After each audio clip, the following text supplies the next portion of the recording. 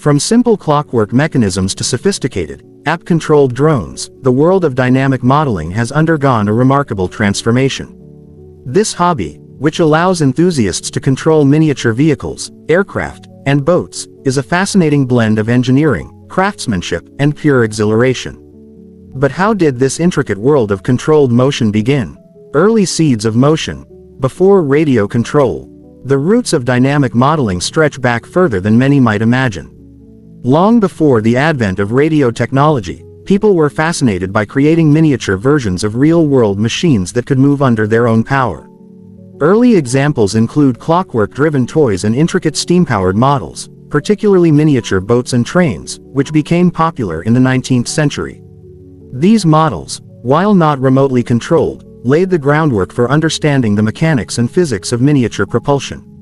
The early 20th century also saw the rise of free-flight model aircraft, often powered by rubber bands or small internal combustion engines, relying on aerodynamic design for stable flight paths. The dawn of remote control, bridging the gap. The true leap forward came with the development of radio technology.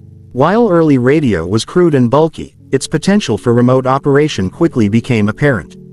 By the 1930s and 40s, hobbyists and innovators began experimenting with basic radio control systems, often adapting military surplus equipment. The first successful applications were typically seen in model boats and airplanes, where the challenges of control were somewhat less complex than ground vehicles. Post-World War II advancements in electronics, particularly miniaturization and the development of more reliable vacuum tubes and later transistors, made radio control more accessible and practical for hobby use. The golden age of RC cars, from kits to competition. While RC aircraft and boats had a head start, the 1960s saw the emergence of the first commercially available radio-controlled cars. These early models were often rudimentary, but they sparked a revolution. The 1970s marked a significant boom, largely fueled by Japanese companies like Tamiya and Kyosho, and American counterparts such as Associated Electrics.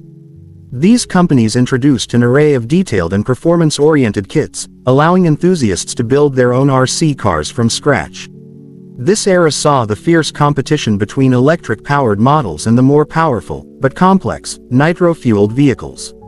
Buggies became incredibly popular, followed by monster trucks, and eventually a vast array of specialized classes like on-road touring cars, rock crawlers, and drift cars. The modern era. Digital precision and boundless possibilities. The turn of the millennium brought another wave of innovation.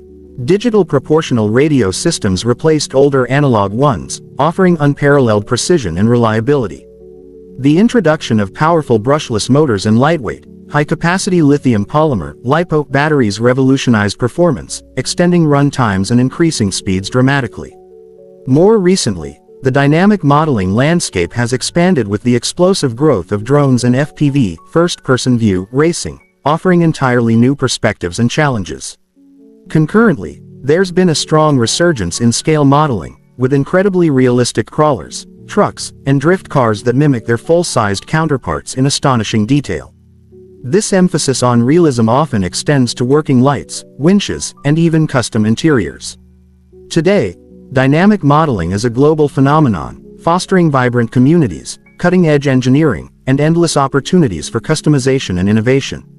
From a simple toy to a sophisticated piece of technology, the journey of dynamic modeling continues to evolve, pushing the boundaries of what can be controlled in miniature.